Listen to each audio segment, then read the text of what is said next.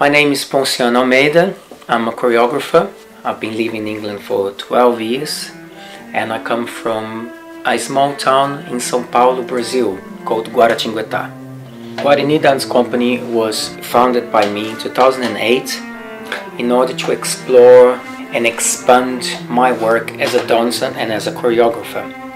It started in just a development from capoeira ideas, capoeira movement really, in a different context. The whole point of Guarani at the beginning was things that were expressed out of the tradition of capoeira in a more contemporary style. I then turned into a contemporary dance style because neither I wanted them to be done in a capoeira tradition because I wouldn't like to change that. So for example, if I want to have some sort of capoeira game but not with capoeira music, that is out of capoeira tradition. So then I started with, just experiment with things like different types of music, maybe mixing some other ideas, and it started from that really, but also comes from a long tradition even within my group of folklore dances and other types of dances from Brazil as well. It's not necessarily just capoeira done in a different context, not at all. It's a mix of things. It's a mix of different dance, different parts of Brazilian culture involved in there as well, and all done in a more abstract way, in a more contemporary dance way.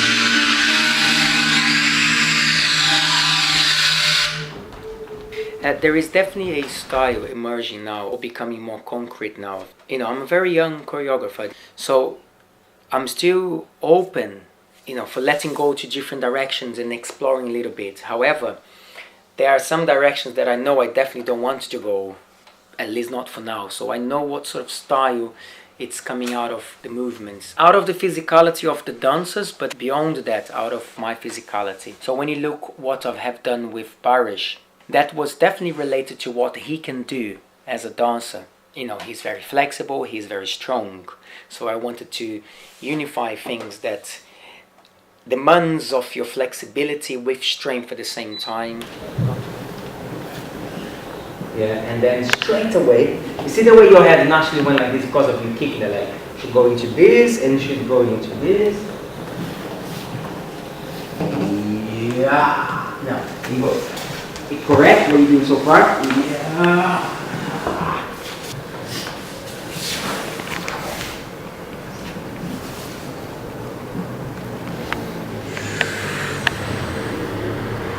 Less pose as possible in that. That is a part of the show that you can definitely see the creating of momentum and what momentum can do in terms of movement, because it starts quite slow. And there's an attraction because there's a moment that I'm just observing what he's doing. And then we connect. And when we connect, we really connect. The connection only comes because of the observation. But my part with Barish, you can see a combination of strength, flexibility in the movement, but you can also see a combination of strength and flexibility into the connection, of the two dances. But every time you switch on that feeling, then doesn't matter if it's 4 or 2. Yeah? Let's go with music now.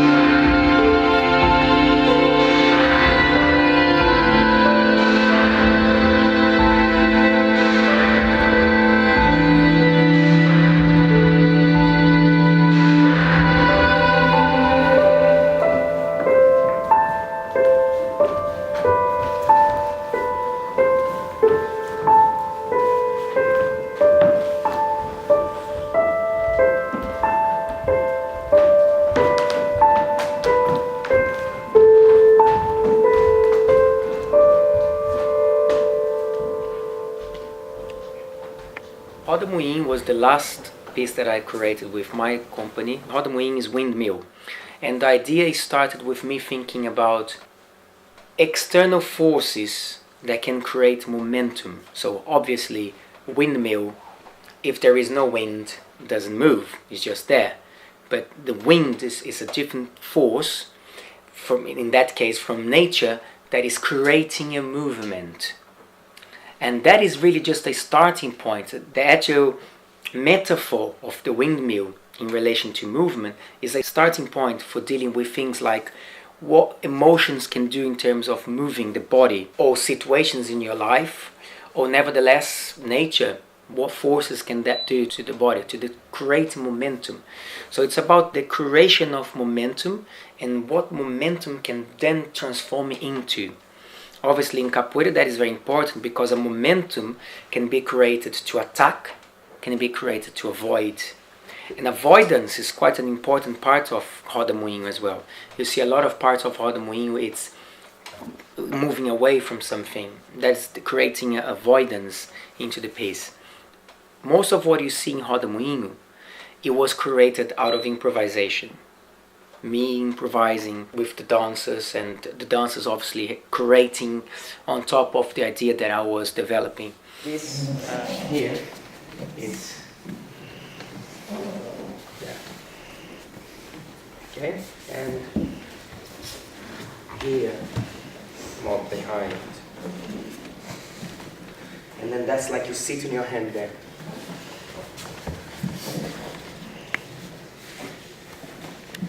Yeah, it's all about this. Yeah. Beautiful. And then give a bit of that. Yeah, you certainly don't want to be looking at the audience, because it's not like, look at me, look what I'm doing. This is like blend here and it's not just about here.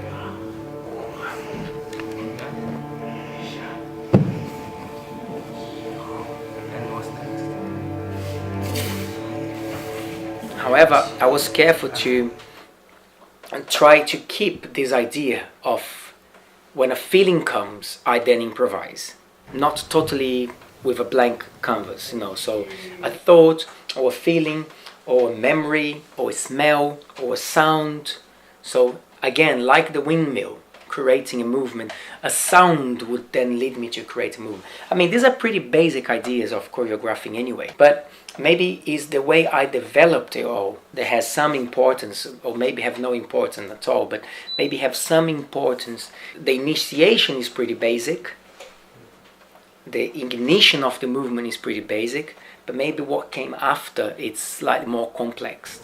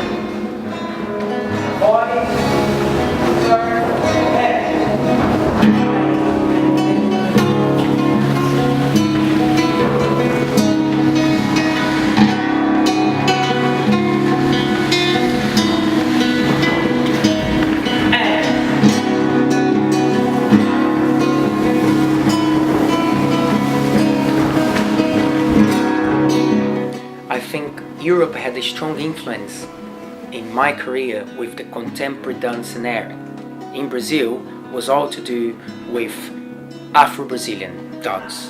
And I got here and I started to meet different people, different choreographers, and also I then started to teach capoeira to contemporary dancers. And I think that's what it really started changing my mind.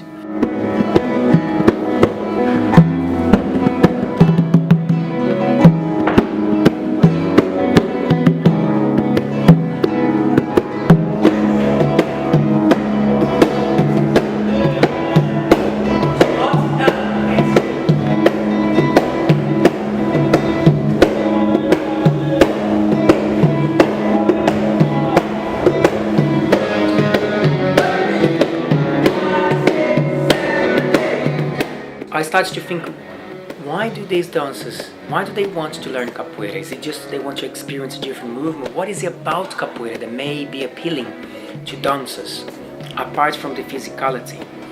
And one thing that I think is the improvisation, which is very important for a dancer, for contemporary dance, to be able to improvise and to learn different things about the body, different ways of moving about the body. We're always in search of that.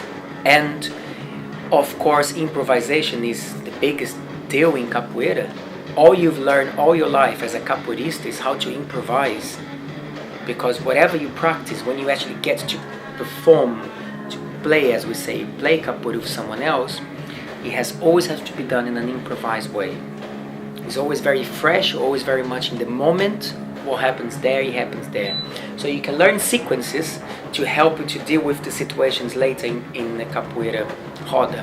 However, when you actually get to play capoeira, it's going to be improvised. So I think improvisation is a big part of what I'm doing now. And that's what starts to lead me to develop more what capoeira can do or can give to a dancer as improvisation.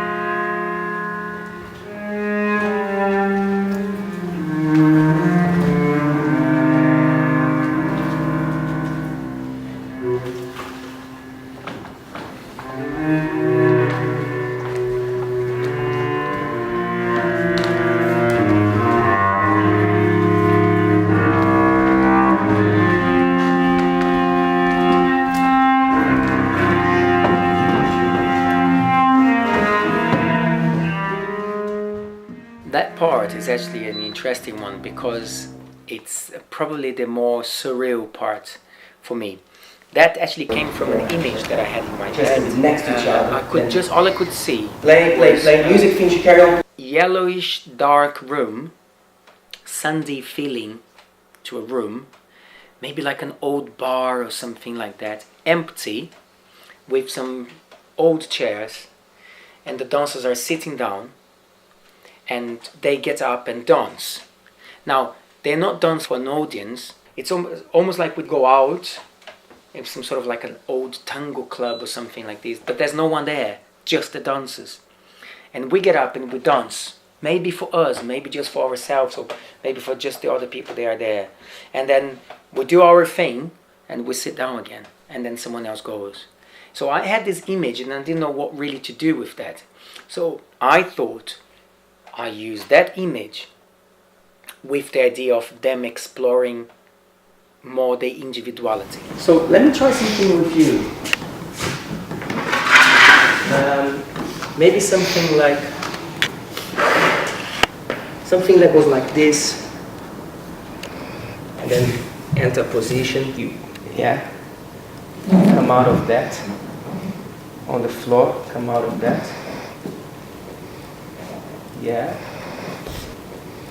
Go back to here, and you go. So it's like it's almost like playing. And then as you get here, your performance starts. Yeah, it's like you guide. Okay. There was a lot of parts in Rodamoinho where we move together. Again, creating a momentum. Because when people move together, it can be quite uplifting and can create a lot of momentum. It's this idea of togetherness. So we had that togetherness quite a lot, and I wanted to totally break that with randomness and individuality. 1, 2, 3, 4, 5, 6, 7, 8. Yeah. So we're fighting with a lot of kind of floor. Really laying down stuff. Everybody playing together. Just don't kick, be careful of kicking. Now listen what's gonna happen. The music's gonna stop, you carry on moving. Carry on moving. No music, carry on moving. This is going to start. And when it starts, you stop. Then you move and stop. Because in the end of the day, we do a lot of things together. We get to the tube, we go to work, we all sit in desks, so we all do this, we all do that. But we are individuals, we have different thoughts, we have different windmills inside us, we have different momentums of something, and sometimes we have to stop that momentum because we have to follow something else. We have our disciplines that can stop sometimes our freedom or our momentum. It's a little bit along those lines.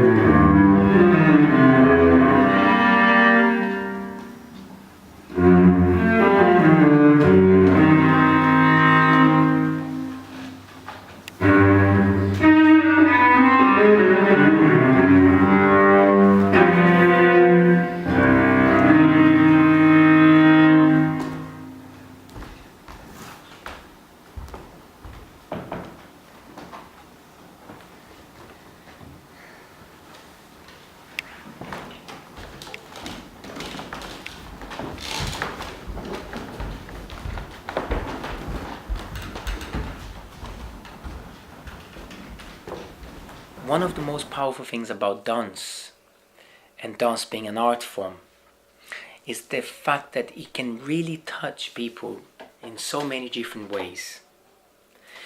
People can have a total different interpretation of the dance, And it really often happens, especially with contemporary dance for me. If there is one thing that you can definitely do to people, is that can stir emotions or make them think in ways that maybe the person sitting next to you see it differently. When there is no narrative, when the narrative is not there in your face, you can't help but creating one. People create narratives. You know, you see two people dancing, or you see one person on its own dancing and maybe looking a little bit sad or a little bit happy, or you see an uplifting part of the dance, and you see a romantic part of the dance, and you're always constantly creating that. And in a form of dance, it's so beautiful because it only happens when you go and you watch a show, at that moment when the dance is right there, present, physically moving in front of you. That is the most magical part. And you can't really create that with anything else. It's not common. It might be common, it might be not. But let's try that. I just like the idea that something is happening here and then something is happening there. So you've reached the maximum point, and you go into the next one. This is so beautiful, so beautiful. You even got a turn on here. And then if that could now go,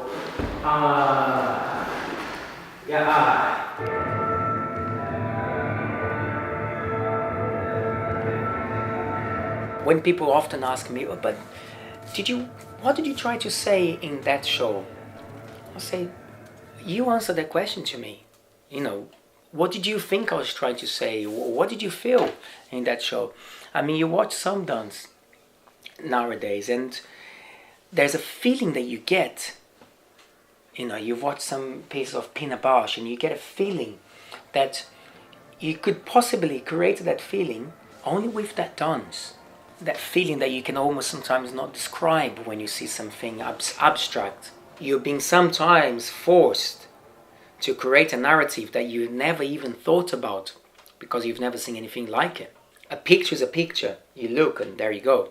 And even though a picture can tell you so much, and you can also interpret it different, when you see something moving in front of you, it can create different emotions.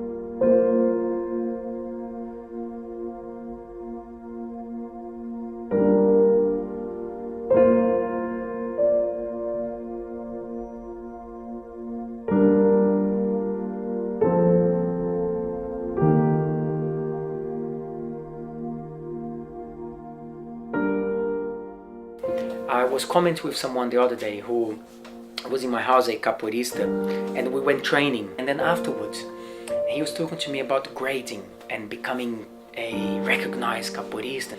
And I said, yeah, that's really important. But you know what, for me, this is it. This is really important. This training we just done here in the park, this is where my heart is as well.